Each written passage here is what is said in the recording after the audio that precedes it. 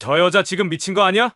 빨리 가서 누가 좀 말려봐. 큰일 나겠어. 윤정이의 손에서 떨어진 향로가 재단을 가로질러 쓰러졌고 영정사진이 흔들렸어요. 그 소리에 장례식장 안의 모든 시선이 한 곳으로 몰렸습니다.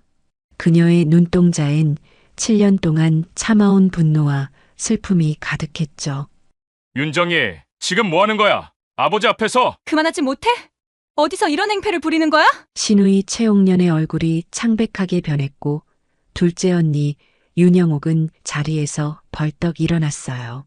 단 한 번도 병원에 오지도 않더니 아주 세상에서 제일 슬픔에 잠긴 자식들인 것처럼 앉아 계시네요. 제가 왜 이렇게 엎었는지 똑똑히 알려드릴게요. 구독 버튼을 눌러주시면 매주 감동적인 실제 사연을 들려드립니다. 오늘의 사연 시작합니다. 충남 서산 외곽의 한 장례식장. 봄 햇살이 유리창을 비껴들고 있었지만 안에는 바람 한 점 없이 싸늘한 정적이 감돌았어요. 향 냄새에 뒤섞인 오래된 장판 냄새, 비닐로 덮인 접이식 의자의 삐걱거림, 흰 천으로 감싼 재단은 반듯했고 그 위엔 다소 곳이 놓인 영정사진이 무언가를 견디고 있는 사람처럼 단단한 표정을 짓고 있었죠. 윤정이는 그 영정을 정면으로 마주본 채 아무 말 없이 일어섰어요. 치마자락이 바닥을 스칠 때 좌중의 시선이 일제히 그녀를 향해 쏠렸고 그 순간 장례식장은 한층 더 조용해졌어요. 사람들이 그녀를 알아보는 듯한 눈치였죠. 막내딸이래, 저분이. 간병은 혼자 했다던데. 웅성거리는 목소리가 조용히 흘렀고 형제들과 시누이들은 서로 눈빛만 주고받으며 미묘한 긴장감을 띠기 시작했어요.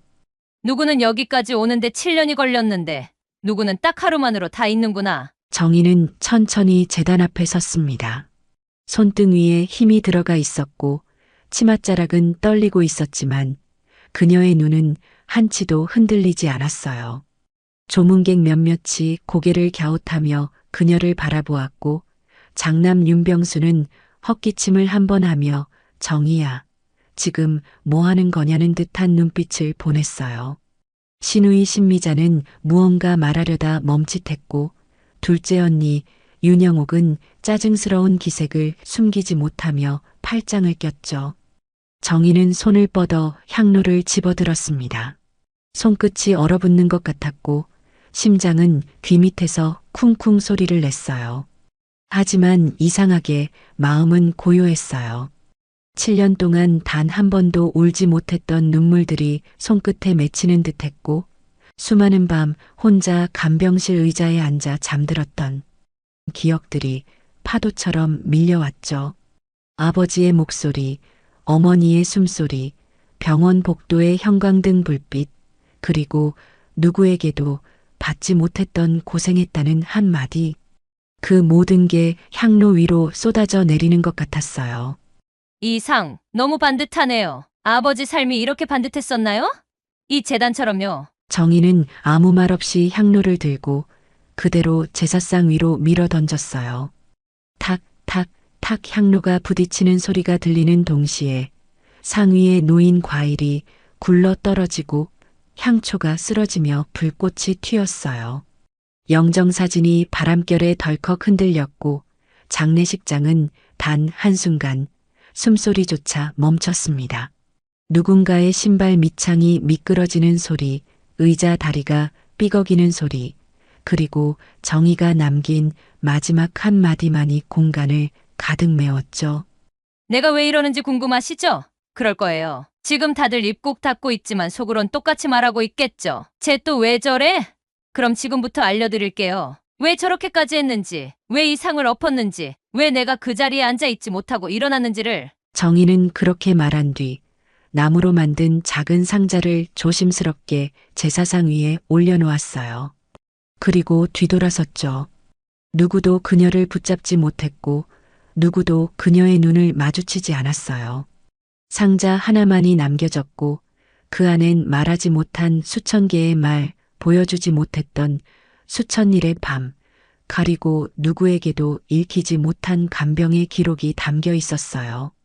문이 닫히는 소리와 함께 장례식장엔 다시 정적이 감돌았고 조문객들의 입가엔 저 여자는 도대체 왜라는 말이 떠돌기 시작했어요.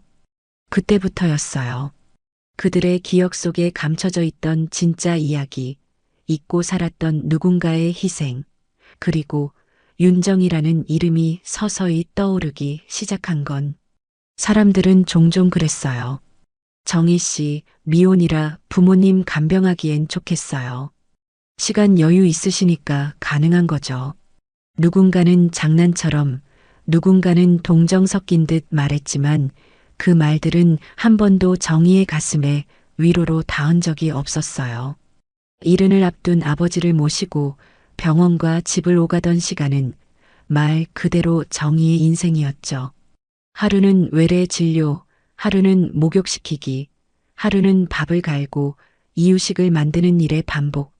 시간이 지나면서 정희는 친구들과도 멀어졌고 통화 목록은 병원 번호와 약국 번호로만 채워졌어요. 그녀가 자신의 생일을 잊은 지도 오래였죠. 아버지 생일은 기억하면서요. 그 7년 동안 형제들에게는 전화를 수십 번 걸었어요. 하지만 연결된 건 한 번도 없었어요. 정확히 말하면 받지 않았죠. 그때 내가 아팠을 때도 전화는 없었지. 아버지 약 타러 병원 갔다가 실려갔던 그날에도. 정희는 신장이 좋지 않았고 간병 중이던 어느 겨울날 병원 앞에서 쓰러졌어요. 피검사 수치가 위험했는데 정작 그녀는 그날도 아버지 약 봉투를 꼭 쥐고 있었죠. 간호사는 누구 보호자 오실 분 없나요? 묻자 정희는 멍하니 웃으며 제가 보호자예요. 라고 답했어요. 형제들, 연락은 갔지만 아무도 오지 않았어요. 문자는 읽은 표시만 남기고 그대로였고요. 나중에 장남 윤병수가 전한 말은 딱 한 줄이었어요. 그날 회사 워크숍이었어. 바빴지. 그날도 아버지 약 봉투는 챙겼어요. 입원실에서도 들고 있었죠. 약 봉투는 놓으면 안 될 것 같았거든요. 그거라도 없으면 내가 뭘 위해 사는 건지 잊어버릴까봐. 형제들 중 누구도 아버지의 대소변을 받아본 적이 없었고 새벽에 식은 땀으로 뒤척이는 그 몸을 일으켜본 적도 없었어요. 새벽 3시, 4시. 정희는 아버지의 숨소리에 귀를 기울이며 하루를 살았죠. 때론 짜증도 나고 억울하기도 했어요. 하지만 자식으로서의 마지막 예의라고 생각했기에 참았어요. 다만 그 시간이 길어질수록 형제들에 대한 실망은 깊어졌고 무엇보다 자신이 가족 안의 그림자처럼 존재하고 있다는 사실이 점점 더 선명해졌어요. 그냥 한 번쯤은 정희야 힘들지? 그런 말 듣고 싶었어요. 돈 말고요. 말 한마디면 됐는데 다들 그걸 안 하더라고요. 정희는 자주 묻곤 했어요. 내가 왜 이렇게까지 해야 하지? 그러다 다시 입을 다물었어요. 그 질문에 답해줄 사람은 없었고 답을 듣지 못한 사람은 원망보단 체념을 먼저 배우게 된다는 걸 그녀는 그 7년 동안 몸이 아프고 마음이 아플 때마다 더 이상 기대하지 않기로 결심했죠. 그래서였을 거예요. 장례식장에서 형제들이 웃는 얼굴로 고생했어라는 말을 꺼낼 때 그 말 한마디가 그렇게도 낯설고 그렇게도 기만처럼 느껴졌던 건 장례식장 복도 끝쪽 커피 자판기 옆에는 형제의 아내들이 모여 있었어요. 장남 윤병수의 아내 최옥년, 막내 윤철수의 아내 신미자, 그리고 둘째 딸 윤영옥까지 셋은 마치 오래전부터 한편이었던 것처럼 자연스러운 대화를 나누고 있었죠. 겉으로는 조문객 맞이에 분주한 척했지만 그들의 대화는 따로 흐르고 있었어요. 정희는 아직도 미혼이지? 옥년이 고개를 살짝 갸웃하며 물었고 미자는 입꼬리를 비틀며 낮게 웃었죠. 나이 50이 넘었는데도 철부지처럼 저런 애는 뭘 믿고 저렇게 사는 거야? 옥년이 말끝에 덧붙였어요. 그러니까 저러고 나이 먹는 거지. 부모 하나 붙들고 평생 산 게 뭐 자랑이라고. 그녀들의 목소리는 낮았지만 의도는 분명했어요. 정의가 있는 줄 알면서 들리라는 듯이 말하는 그 말투. 몇몇 조문객이 그들을 슬쩍 쳐다봤지만 누구도 나서지 않았어요. 내가 보기엔 정희는 좀 문제가 있어. 세상 사람 다 등을 돌려도 혼자 잘난 줄 아는 거잖아. 정희는 재단 뒤쪽 의자에 앉아 있었어요. 고개를 숙인 채 조용히 눈을 감고 있었지만 귀는 여전히 살아 있었죠. 그 말들, 그 수군거림, 그녀의 존재를 삭제하려는 듯한 비아냥거림. 아버지를 위해 온 정희가 그 장례식장에서 가장 껄끄러운 존재가 되어가고 있었어요. 조문객들조차도 저 사람이 바로 막내딸인가 봐 하며 거리를 두는 분위기. 정희는 그걸 느꼈고 또다시 한번 자신이 가족의 일부가 아닌 것처럼 여겨지는 기분에 가슴이 서서히 무너지고 있었어요. 지가 간병한 게 자랑이야? 우리한텐 연락 한 번 없더니 이제 와서 주인 행세는 좀 그렇지 않아? 그 말은 정희의 가슴을 찢는 비수처럼 날아왔어요. 사실은 정희가 그들에게 수십 번 연락했었죠. 오빠, 아버지 열이 안 떨어져요. 형님, 혹시 시간 되시면 한 번만 병원 와주실 수 있을까요? 어머니 마지막에 남긴 말 혹시 같이 들어보시겠어요? 읽은 표시만 뜨고 답은 없었어요. 그런데 지금은 장례식장에서의 그들은 마치 평생 부모 곁을 지켰던 자식인 양, 조문객들 앞에서 슬픔을 연기하고 있었어요. 손수건으로 눈가를 훔치고 상복 자락을 정리하며 우리 아버지가 얼마나 고생하셨는지 아세요? 라는 말까지 서슴없이 내뱉으며 정희는 왜 맨날 자기만 피해자인 척이야? 간병한 거 누가 시켰대? 자기가 한다고 했잖아? 순간 정희는 그 말에 눈을 떴어요. 자기가 한다고 했잖아. 그 말은 단순한 말이 아니었어요. 그녀의 지난 7년을 완전히 무시해버리는 말. 아무도 부탁하지 않았고 그래서 아무런 고마움도 없다는 듯한 그 태도. 정희는 마치 자신이 집안의 집사였던 것처럼 느껴졌어요. 사랑도 신뢰도 위로도 아닌 의무로만 존재했던 사람. 그게 그들 안에서의 막내딸 윤정희의 위치였죠. 이번 상속 정리되면 정희는 알아서 빠지겠지. 애도 없고 혼자 사는 사람한테 뭘 줘봤자 의미 없잖아. 정희는 그 말에 고개를 숙였습니다. 이 가족은 부모의 죽음을 애도하는 것이 아니라 누가 상속받을지를 두고 이미 머릿속 계산기를 두드리고 있었어요. 그 속에서 정희는 계산 대상이 아닌 존재이며 애초에 가족이라 부를 수 없는 존재처럼 지워지고 있었죠. 그녀의 심장은 천천히 무너지고 있었고 그 무너지는 마음 위로 어머니가 생전 마지막으로 남겼던 말이 스쳐 지나갔어요. 정희야, 너 없었으면 엄마는 못 버텼을 거야. 근데 엄마가 떠나고 나면 너 혼자 될까봐. 그게 제일 걱정이다. 그 말이 지금 장례식장의 정의를 더 서럽게 만들었어요. 혼자서 아버지를 보내야 했고, 혼자서 비난을 견뎌야 했고, 이제는 혼자서 죄인처럼 침묵해야 했어요. 장례식장 밖으로 나온 정희는 무겁게 숨을 내쉬었어요. 미세먼지 낀 흐린 하늘, 조문객들로 붐비는 주차장, 그리고 발 디딜 틈 없이 바삐 오가는 상복 입은 사람들 사이에서 그녀는 문득 그날을 떠올렸어요. 어머니가 마지막으로 입원했던 날, 정희는 밤새 병상 옆에 앉아 손을 붙잡고 있었죠. 창밖으로 겨울비가 내리던 새벽, 어머니는 그 좁은 입원실에서 마지막 말을 남겼어요.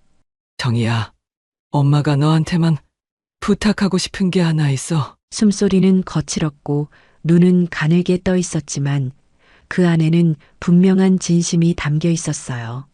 엄마 일기장 그거 아무도 모르게 너가 가지고 있어줘. 나중에 언젠가 그걸 보여줘야 할 때가 올 거야. 정희는 대답하지 못했어요. 단지 어머니의 손을 더 꽉 잡았을 뿐이었어요.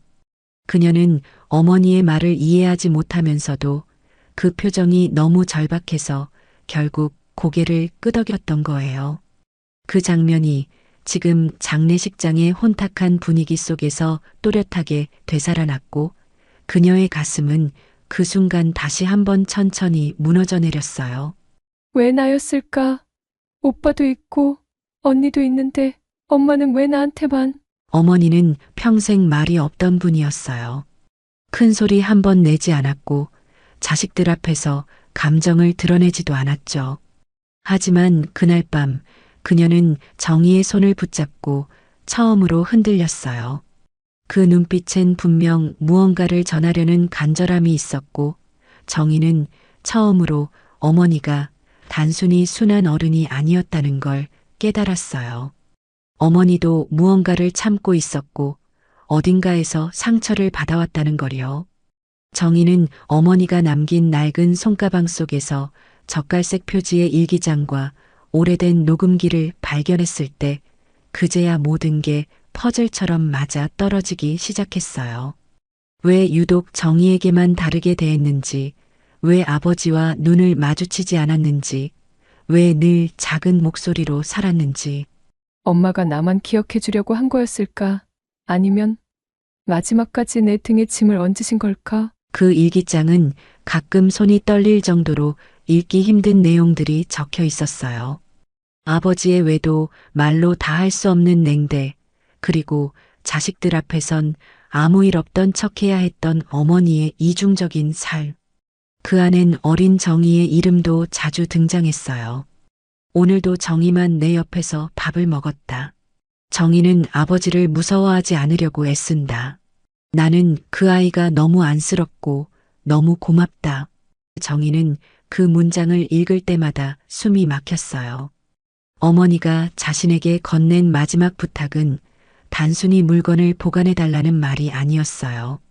우리 가족이 누군가의 희생 위에서 굴러가고 있었다는 진실을 언젠가 누군가에게 알려달라는 조용하고도 간절한 외침이었죠. 그리고 정희는 지금 그 진실을 꺼낼 준비를 하고 있었어요. 하지만 꺼내는 순간 이 가족이 영영 돌아올 수 없는 길을 건너게 될 거라는 걸 누구보다도 잘 알고 있었기에 그녀는 아직 그 상자의 뚜껑을 열지 못하고 있었던 거예요. 엄마, 이걸 내가 꺼내면 난 더는 가족이 아닐지도 몰라요. 근데 이대로면 너무 억울해서 못 살겠어요. 정희는 다시 장례식장 안으로 발걸음을 옮겼어요. 제단 위에는 여전히 향이 피어오르고 있었고 형제들과 시누이들은 눈도 마주치지 않은 채 제사 준비에 몰두하고 있었어요. 누군가는 조문객 수첩을 정리하고 있었고 누군가는 음식 정리에 바빴지만 그 누구도 정희에게 말을 거는 사람은 없었어요. 그녀는 혼자였어요. 그리고 동시에 이 가족의 누구보다 많은 걸 알고 있는 사람이었죠. 상자 속 일기장과 녹음기는 이제 이 장례식장을 뒤흔들 수 있는 유일한 증거가 될지도 몰랐어요. 정희는 다시 한번 그 상자의 뚜껑을 매만지며 마음을 다잡았어요. 숨기고 살아온 시간은 충분했고 이제는 꺼내야 할 때라는 걸 그녀 자신이 가장 잘 알고 있었으니까요.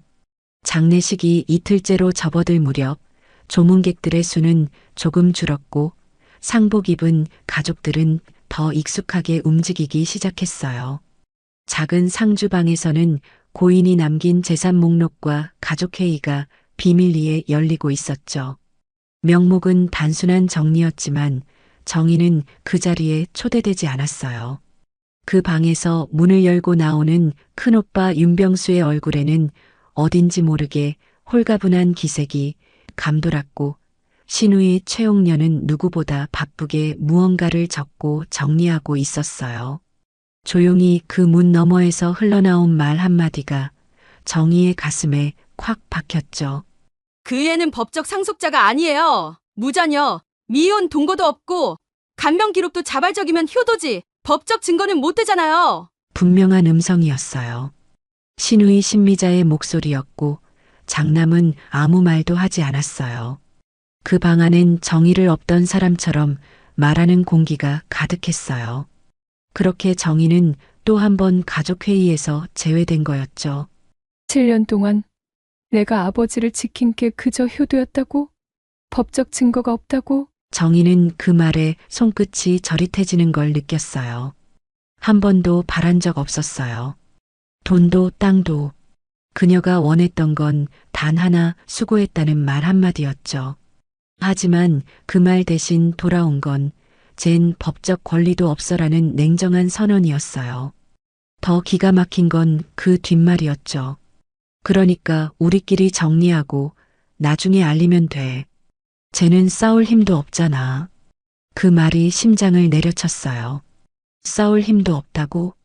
그 말은 쟤는 평생 우리한테 반항도 못할 사람이니까 무시해도 된다는 의미였어요.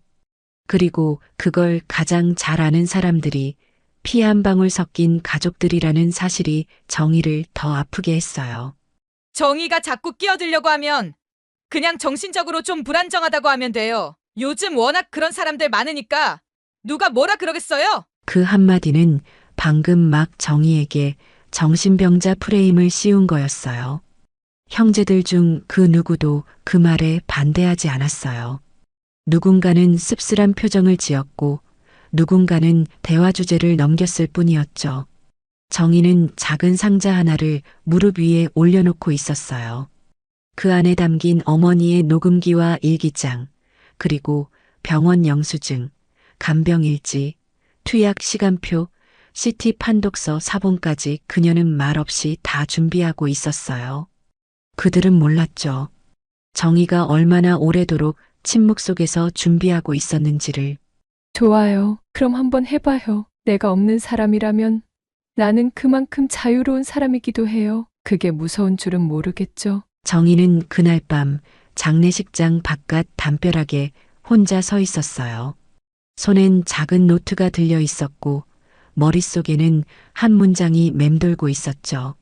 넌 가족이 아니야.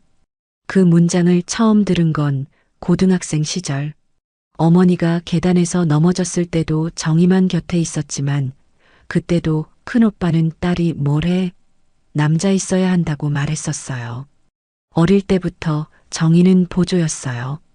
가족 안에서 주인공이 된 적은 단 한 번도 없었어요. 이번엔 내가 나를 지킬 거예요. 엄마를 대신해서라도. 그렇게 정의는 작지만 단단한 결심을 다시 품기 시작했어요. 그리고 지금까지는 아무 말 없이 그저 참아줬던 자신이 이 가족들에겐 얼마나 편리한 존재였는지를 절실히 깨달았어요.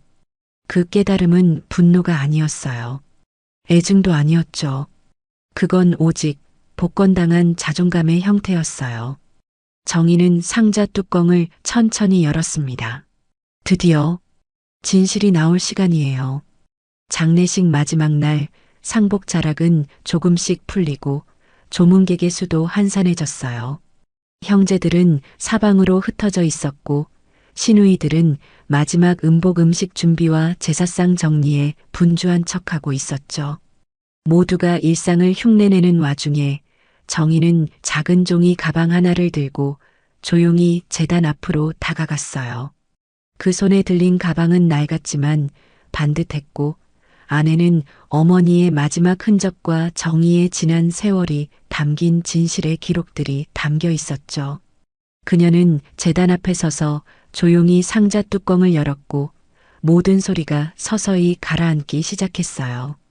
향이 피어오르고 있던 방 안은 마치 시간이 멈춘 듯한 느낌이었고 형제들이 하나둘 그녀의 움직임을 눈치채기 시작했어요. 장남 윤병수가 가장 먼저 다가왔고 두 눈을 가늘게 뜬 채 낮게 물었어요. 그건 뭐야, 정의야? 또 뭘 하려고? 그는 이미 불쾌한 기색이었고 시누이 옥녀는 지금이 무슨 때인데 또 무슨 쇼를 하는 거야? 라며 쓴웃음을 흘렸어요. 하지만 정의는 아무 대답도 하지 않았어요.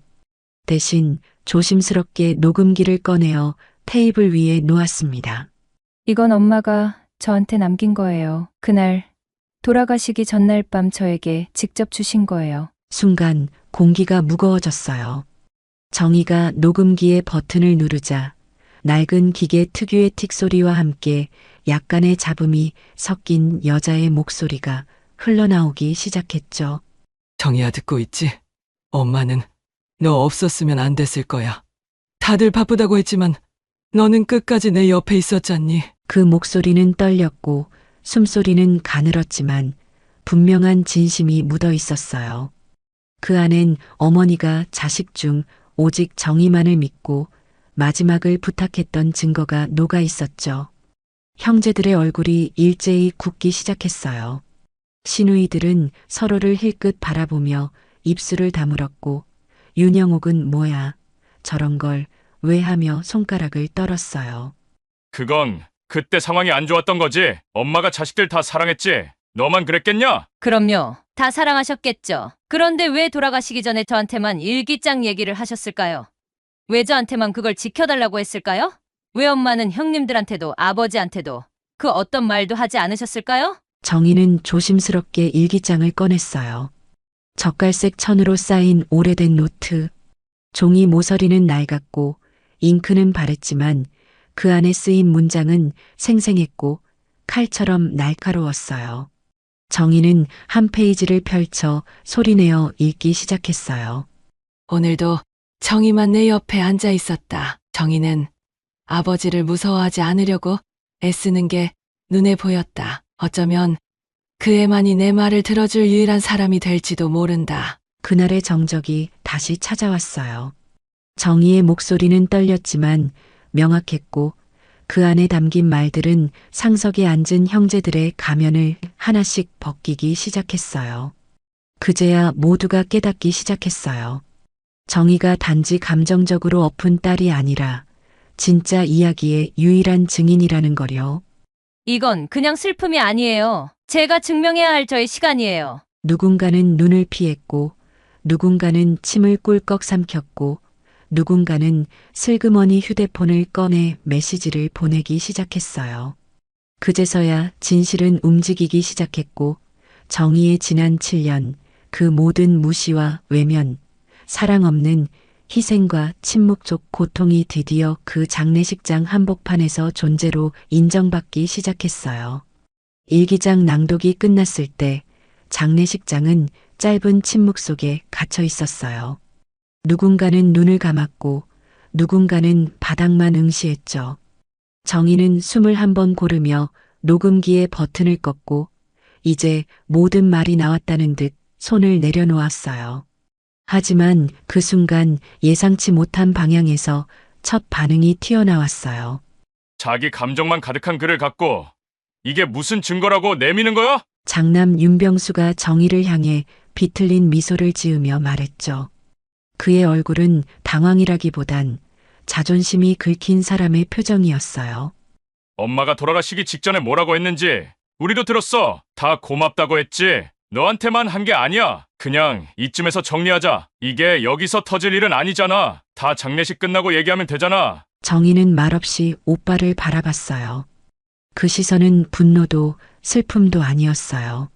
그저 낯설, 가족이라 여겼던 사람의 입에서 저런 말이 나오는 것이 참 이상했어요.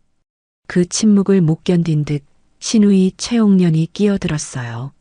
그리고 솔직히 말해서 어머님도 그 나이 드셔서 기억이 흐릿해졌을 수도 있잖아. 그 일기장 너가 쓴 건 아니지? 정말 그럴 줄 알았어요. 녹음기에는 어머니 목소리도 담겨 있어요. 당신들이 그 목소리를 들으면서도 지금 이러는 거예요?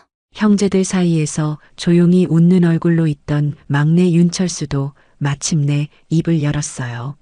정희야, 우리가 다 미안하다. 그동안 너가 고생한 건 안 봐도 다 알아. 근데 우리가 정리하려는 건 너를 배제하려는 게 아니야. 그냥 절차를 말한 거지. 아버지 유언장은 이미 오래전에 공증한 게 있잖아. 그는 나지막하게 말했지만 그 말 속엔 방어적 위선이 짙었어요. 아버지 유언장은 아버지가 제대로 말씀도 못하실 때 오빠들이 들고 나간 거죠. 그날 병원에서 싸우던 날 기억나요? 아버지가 그건 지금 안 한다고 손을 흔드셨던 거요. 맞았다. 정희는 오빠들이 아버지를 억지로 법무사에게 데려가려던 날을 기억하고 있었어요. 입술이 푸르스름하게 발해 있던 아버지의 얼굴, 정신이 흐릿했던 그 순간에도 지금은 그거 못한다고 힘겹게 말했던 아버지. 정희는 그때 오빠들에게 밀치듯 저지당했고 그 이후로 아무 말도 하지 못한 채 병실 밖에 서 있었죠. 녹음기의 전원이 꺼지고 정희의 손끝에서 일기장이 천천히 덮이는 순간 장례식장 안은 다시 고요해졌어요. 하지만 그 고요는 이전과는 달랐습니다. 더 이상 누가 먼저 조문객을 안내할지, 누가 몇 인분의 음식을 더 챙길지에 대한 기계적인 분주함이 아니라 말하지 않아도 눈치로 서로를 탐색하는 불편한 침묵이었어요. 형제들의 시선은 마치 누가 먼저 정의를 상대해야 할지 서로 떠넘기듯 옮겨다녔고, 시누이들은 평소처럼 옷자락을 펴고 접으며 손놀림을 바쁘게 움직였지만 그 손끝은 더 이상 여유롭지 않았어요. 정희는 상자 뚜껑을 덮은 채 조용히 일어났어요. 그녀는 형제들 사이를 똑바로 지나갔고 그 누구도 그녀를 불러 세우지 않았죠. 손에 든 작은 서류 봉투가 가볍게 흔들렸고 그 안에 담긴 것들은 더 이상 감정도 아니고 눈물도 아니었어요. 그건 증거였고 기록이었고 수치와 시간으로 증명할 수 있는 사실이었어요. 정희는 조문객 몇 명이 모여 있는 구석 자리를 향해 천천히 걸어갔어요. 낯익은 얼굴도 있었고 생전 어머니가 자주 다니던 성당의 권사님도 있었죠. 그녀는 그들에게 봉투를 내밀며 조용히 말했어요. 이건 어머니가 남긴 기록이에요. 혹시 이 장례가 너무 조용히 지나간다고 느껴지신다면 이걸 한번 봐주세요. 조문객들은 말없이 봉투를 받았고 첫 장에 적힌 몇 줄을 읽는 순간 표정이 달라졌어요. 1998년 3월 7일 영양제 처방 중 과다복용으로 입원. 담당 보호자 윤정희. 그 아래에는 복사된 병원 영수증, 의사의 진단서, 간병 일정표, 투약 시간표까지 누가 봐도 허투루 쓴 것이 아닌 철저히 기록된 증거들이 들어 있었죠. 사람들은 정희의 얼굴을 다시 바라보기 시작했어요. 어떤 이들은 고개를 끄덕였고 어떤 이들은 형제들이 앉아있는 쪽으로 눈을 돌렸어요. 무언의 메시지가 흐르고 있었어요. 진짜로 이 여자가 혼자 다 한 거였구나. 저 사람이 막내딸이었지? 아버지 돌아가시기 전에 병원에서 맨날 보긴 했는데 형제들은 본 적이 없었어. 정희는 자리로 돌아가지 않았어요. 대신 장례식장 앞쪽 복도에 조용히 서 있었고 그곳엔 평소 아버지와 인연이 깊던 몇몇 지인들이 다가와 조심스레 말을 걸었어요. 윤시댁 막내딸이구먼. 저번에 요양병원에서도 봤지.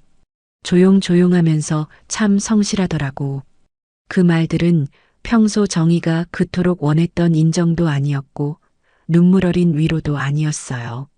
다만 사실을 본 사람이 남기는 한마디였고 정희는 그 말들 속에서 묘한 안도와 외로움을 동시에 느꼈어요. 그녀는 어머니를 간병하던 마지막 겨울날 성당 복도에서 떨리는 손으로 영수증을 붙잡고 있었던 기억을 떠올렸어요. 아무도 와주지 않았던 날 요양병원 원무과에서 사인을 하며 입술을 깨물던 자신이 떠올랐죠. 그때부터였을 거예요. 그녀는 준비하고 있었어요. 오늘 같은 날이 올 거라는 걸 어렴풋이 예감하고 있었던 거예요. 말은 그때 못했지만 기록은 남기자고 마음먹었었죠. 그 누구도 내 얘기를 들어주지 않아도 나라도 나를 믿어주자고요. 장례식장 안쪽에서 큰 조카 윤진호가 조용히 휴대폰을 들여다보고 있었어요. 그는 어른들이 나눈 대화, 시누이들이 돌린 단톡방 메시지를 하나하나 되짚었고 그 안에 담긴 정의에 대한 험담, 정신 이상이라는 낙인, 상속배제 논의가 너무 적나라하게 담겨 있었죠. 진호는 손가락으로 그 메시지들을 쓸어내다 잠시 멈췄어요. 그리고 조용히 정희에게 다가와 말했어요. 고모, 혹시 저 상자 안에 할아버지 유언 관련 자료도 있어요? 정희는 고개를 끄덕였고 진호는 말없이 봉투 하나를 받았어요. 그는 그것을 들고 조용히 밖으로 나갔어요. 그리고 처음으로 가족의 논리 밖에 있는 누군가가 움직이기 시작했어요. 정희는 알고 있었어요. 진실이란 건 말보다 기록이 더 강하다는 걸. 사람들은 감정을 잊어도 수치와 증거는 오래 기억한다는 걸. 그래서 그녀는 지금 그 무엇보다 단단한 방식으로 자신을 증명하고 있었고, 이제 그 증거들이 가족이라는 벽 밖으로 퍼져가기 시작한 거였어요. 정희가 상자 속 기록을 내놓고 조문객들까지 그 진실을 접한 뒤 장례식장 안의 공기는 완전히 달라졌어요. 처음엔 조용히 넘어가자고 하던 장남 윤병수도, 감정이 지나치다고 했던 윤영옥도 더 이상 말을 아끼지 않았고 각자의 입장을 변명하기에 바빠졌어요. 형제들끼리 나란히 앉았던 상주석도 언제부터인가 서로 어깨를 틀고 앉는 모습이 눈에 띄었고, 시누이들마저 그간의 문자 내역을 확인하며 슬그머니 자리를 비우기 시작했죠. 조카 윤진호가 상속과 간병 관련 자료를 복사해 나간 이후 가족들 사이엔 말하지 못한 불안감이 떠올랐고, 정희가 더는 약자나 문제아가 아니라는 사실을 다들 인지하기 시작했어요. 하지만 그 인지는 반성으로 이어지지 않았어요. 오히려 책임 회피와 비난, 그리고 체면을 지키기 위한 마지막 저항으로 이어졌죠. 나는 몰랐어. 그 일기장에 그런 내용 있는 줄. 간병도 정의가 하겠다고 해서 맡긴 거고. 난 회사도 있고 가족도 있으니까. 오빤 몰랐다고? 그럼 왜 그때 병원에서 유언장 들고 갔어? 엄마가 싫다고 하는데도 다들 그날 기억하는데 왜 모른 척해? 윤병수는 입을 꾹 다물었고 이마에 깊게 주름이 잡혔어요. 윤영옥의 말이 거짓이 아니라는 걸 알고 있었지만 그걸 인정하면 자신이 아버지의 유산을 노렸다는 걸 공개하는 셈이었죠. 시누이 최옥녀는 슬그머니 남편의 팔을 툭 치며 조용히 일어나자고 눈치를 줬어요. 하지만 그보다 먼저 입을 연 사람은 평소 조용했던 막내 윤철수였어요. 형, 솔직히 말하자. 그때 병원에서 정의가 말리는 거 나도 봤어. 아버지 정신 상태 안 좋았던 거. 형도 알았잖아. 그런데 그 유언장을 들고 공증하려고 했던 거. 나도 불편했었다고. 그 말에 윤병수는 순간 말문이 막혔어요. 지금까지 내 편인 줄 알았던 막내가 이렇게 나오자 당혹감이 얼굴에 그대로 드러났고, 무엇보다 주변 조문객들의 눈이 더욱 시선을 모았어요. 이제는 가족들끼리 나누는 말조차 공적 발언처럼 들리고 있었고, 그동안 몰래 했던 이야기들이 들통날까 두려워 말끝마다 머뭇거림이 묻어나기 시작했죠. 그리고 또 한 번 그 무너지는 공기를 찢은 건 시누이 최옥년의 작은 실언이었어요. 그러니까 그래서 내가 그때 미자한테 말했잖아. 정의는 너무 혼자 있으니까 감정이 쌓였을 거라고. 그러다 이상해지면 귀찮아질 수도 있으니까 차라리 이번 기회에 깔끔히 정리하자고. 그 말은 마치 정의를 정신적으로 몰아가 상속권에서 배제하려던 계획을 그대로 들려주는 녹음기처럼 작용했어요.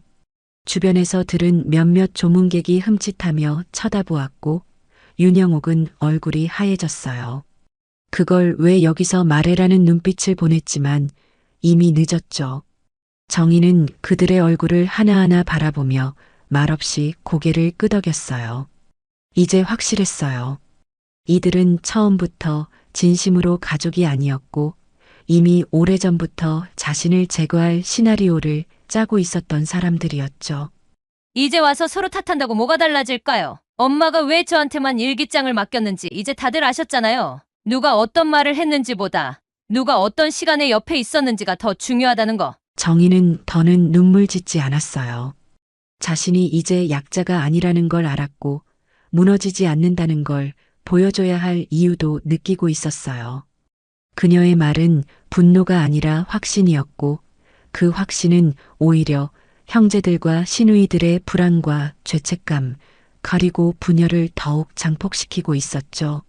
그날 밤 장례식장이 모두 잠든 후 정희는 조용히 다시 일기장을 펼쳐들었어요. 마지막 페이지에 적힌 문장을 오래도록 바라보다가 가만히 중얼거렸습니다. 넌 혼자가 아니었어, 정희야. 엄마는 늘 그걸 말해주고 싶었단다. 하루를 넘긴 장례식장은 이상하리만치 조용했어요. 형제들은 각자 휴대폰을 손에 들고 수시로 화면을 들여다보았고, 시누이들은 말을 아꼈고, 조문객들도 떠나는 이가 더 많아졌죠. 그러나 모두가 알고 있었어요. 이 고요함이 곧 끝날 거라는 걸. 정희는 구석 의자에 앉아 있었고 조카 윤진호는 손에 쥔 노란 서류 봉투를 꽉 쥔 채 장례식장 앞마당으로 천천히 걸어 들어왔어요. 가족들은 그를 보며 아무 말도 하지 않았고 눈빛으로만 묻고 있었죠. 그거 어디까지 확인했어? 진호는 아무 대답도 하지 않고 조용히 정희 앞에 와서 서류 봉투를 건넸어요. 고모, 이거 할아버지 생전에 작성하신 진짜 유언장이에요. 병원에 입원하시기 한 달 전 엄마한테 따로 말씀하셨대요. 정희한테는 반드시 내 땅을 넘겨라. 그 아이는 내가 못한 걸 다 대신했으니까 라고 그렇게 적혀 있었어요. 윤영옥은 순간 벌떡 일어났어요. 그게 말이 돼? 왜 나랑 병수 오빠한테는 얘기 안 했는데? 그러자 조용히 입을 다물고 있던 윤철수가 자리에서 일어났어요. 그는 주머니에서 조심스럽게 작은 서류 하나를 꺼냈어요. 그리고 담담하게 말했다. 그 얘기 나도 들었어. 아버지가 마지막으로 내게 맡긴 손편지가 있었거든. 그 손편지에는 정희 이름만 적혀 있었어. 그럼 그때 공증은 뭐였는데? 내가 가져갔던 서류는 뭐였냐고? 윤철수는 눈을 피하지 않았어요. 그는 형을 바라보며 조용히 고개를 저었고 신우이 옥년이 숨을 크게 들이마셨어요. 그리고 천천히 윤진호가 내밀었던 봉투에서 진짜 유언장 원본이 꺼내졌고 그 아래에 적힌 글씨는 명확하고 또렷했죠. 윤정희에게 내 명의의 전 재산을 상속하노라. 형제들은 말이 없었어요. 그 침묵은 부정도 못하고 인정도 못한 채 떠도는 진공 같았고 그 안에서 정희는 처음으로 가족들의 눈을 똑바로 바라볼 수 있었어요. 간병은 내 몫이었고 마지막을 지키는 것도 내 몫이었어요. 근데 그 끝에서마저도 저를 지우려고 하셨죠. 이젠 그럴 수 없어요. 이건 아버지의 마지막이기도 하면서 제 마지막이기도 하니까요. 윤영옥은 의자를 밀치며 뒷걸음질 쳤고 윤병수는 말을 잃은 채 얼굴을 돌렸어요.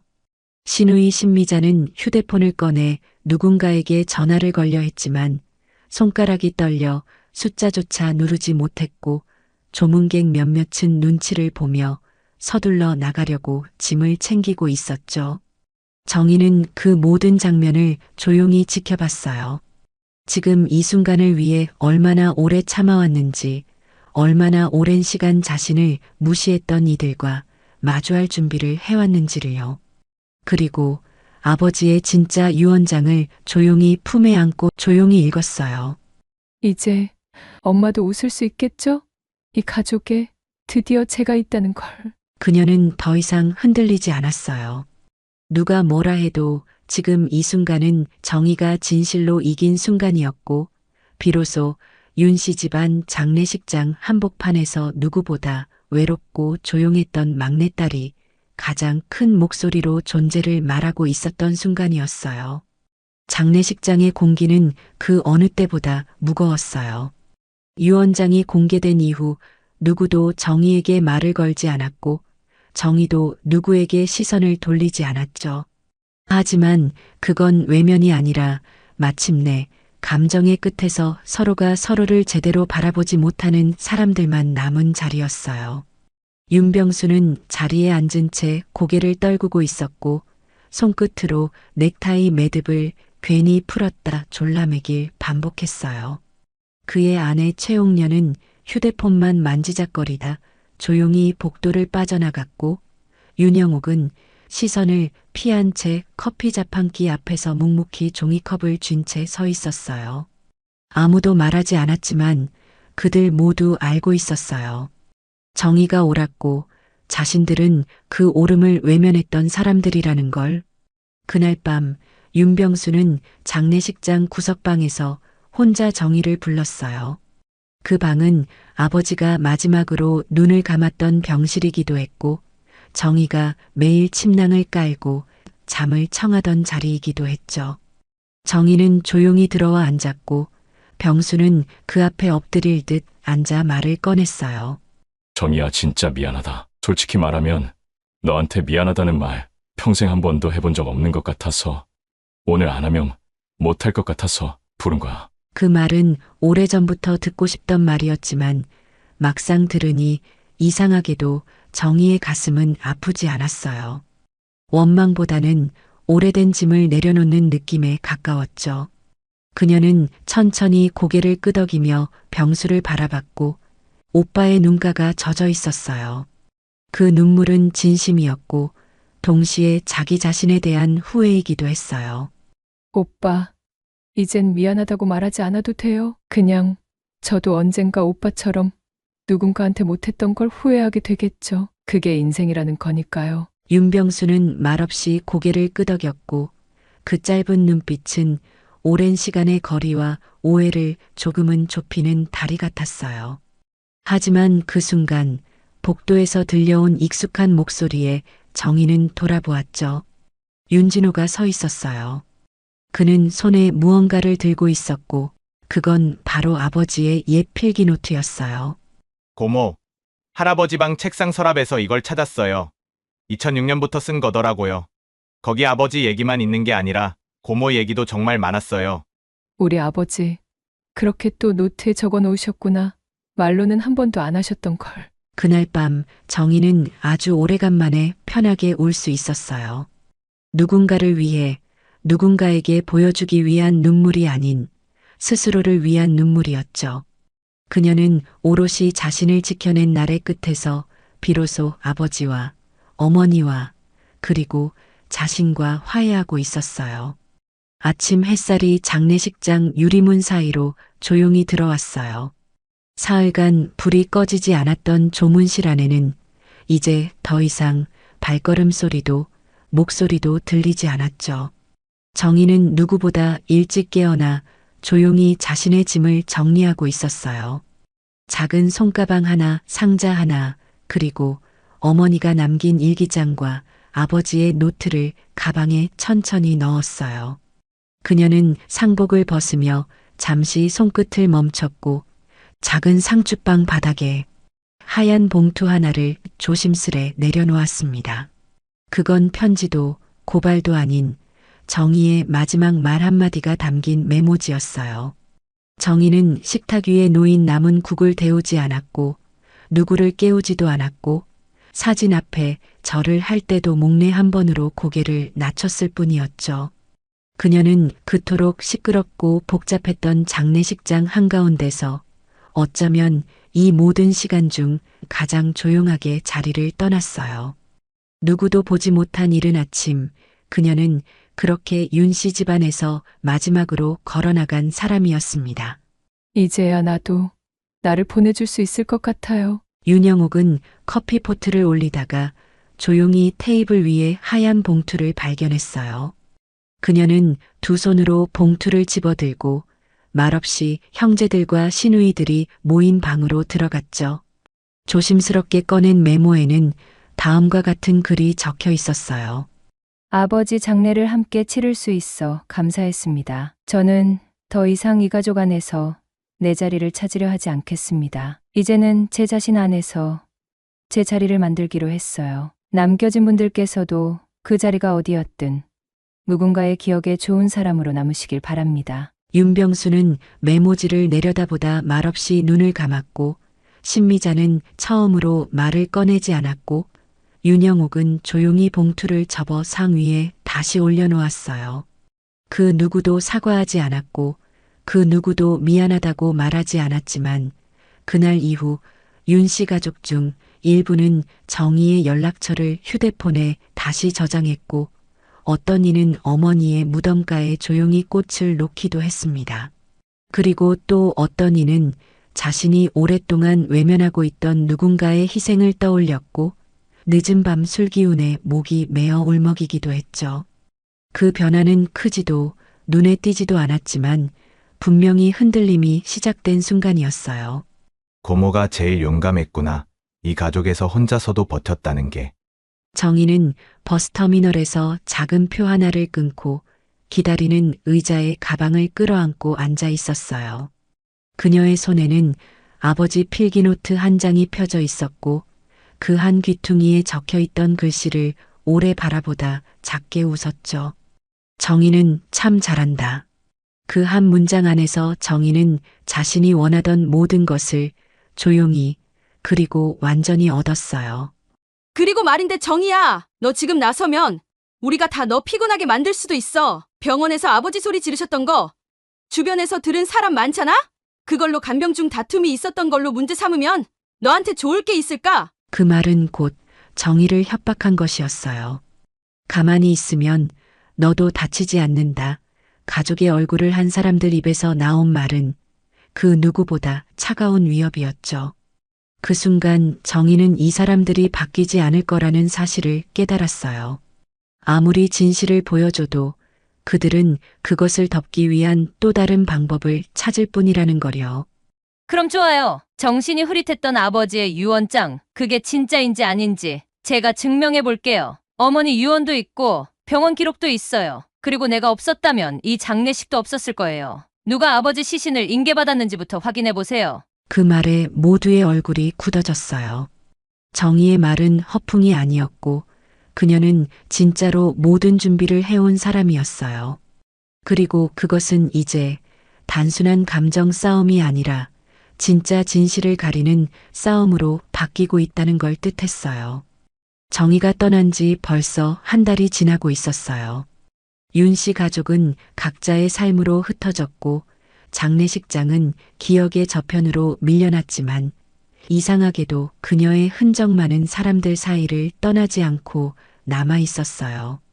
윤병수는 출근 전 현관문을 나서다 말고 책장 위에 놓인 필통을 멍하니 바라보았고 거기엔 정희가 어릴 적 선물했던 작은 메모지가 꽂혀 있었죠. 거기엔 오빠 늦지 마요. 엄마 걱정하니까요. 라는 글씨가 삐뚤하게 적혀 있었어요. 그는 그것을 꺼내 다시 읽으며 한참 동안 움직이지 못했어요. 윤영옥은 요즘 매주 토요일이면 혼자 성당 앞 화단을 정리하러 나간다 했어요. 어머니가 살아계셨을 때 늘 다듬던 그 자리에 정희가 마지막으로 기도하던 장면이 떠오른다며요.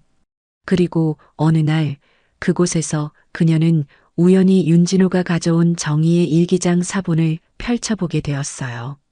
그 안에는 나는 가족에게 지지 않으려는 게 아니라 나 자신에게 지고 싶지 않아서 버틴다는 문장이 있었고 그 글귀가 영옥의 마음속에 묘하게 박혀왔어요.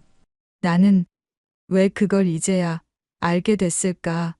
그 아이는 우릴 이기려 한 게 아니었는데. 신미자는 아무 말 없이 남편의 병원 예약을 정희가 썼던 간병 다이어리에 옮겨 적고 있었고 최옥년은 주변에서 누가 도움이 필요하다는 말이 들리면 그 사람의 이름을 메모해두는 버릇이 생겼어요. 그리고 윤진호는 학교에서 한발표 수업에 이렇게 적었어요. 가족은 무조건 함께여야 하지 않습니다. 하지만 함께였던 시간이 누군가에겐 버팀목이었다면 그건 진짜 가족입니다.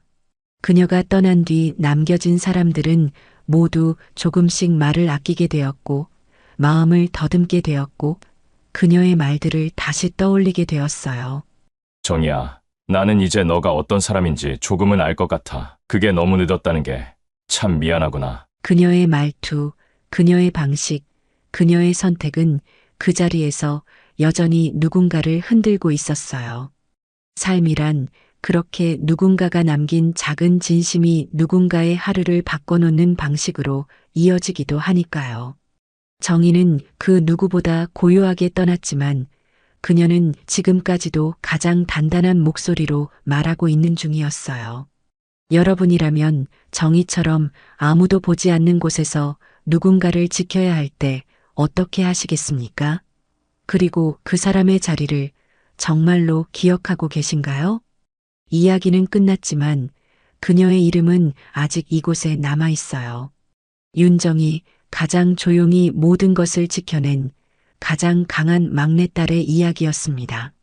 어쩌면 우리 주변에도 정희 같은 사람이 조용히 살고 있었을지도 모릅니다. 누구보다 묵묵하게, 누구보다 오래 견디며 가족이라는 이유로, 책임이라는 이유로 자신을 지워가며 살아낸 사람들이요. 오늘 이야기처럼 때로는 가장 말이 없던 사람이 가장 진실된 목소리를 가지고 있는 건 아닐까요? 윤정혜 씨는 그렇게 조용히 자신을 증명했고 결국엔 누구보다 단단하게 자신의 삶을 지켜낸 사람이었습니다. 혹시 여러분의 마음속에도 말하지 못한 감정, 오래된 미안함, 그리고 누군가의 얼굴이 스쳐 지나가셨나요? 그렇다면 오늘 이야기 그리 멀지 않은 여러분의 이야기일지도 모르겠습니다. 이런 이야기 다시 또 듣고 싶으시죠? 그렇다면 지금 아래에 있는 구독 버튼 눌러주세요. 정희처럼 조용히 살아온 수많은 사람들의 숨은 이야기 또는 감동적인 이야기를 계속 전해드릴게요.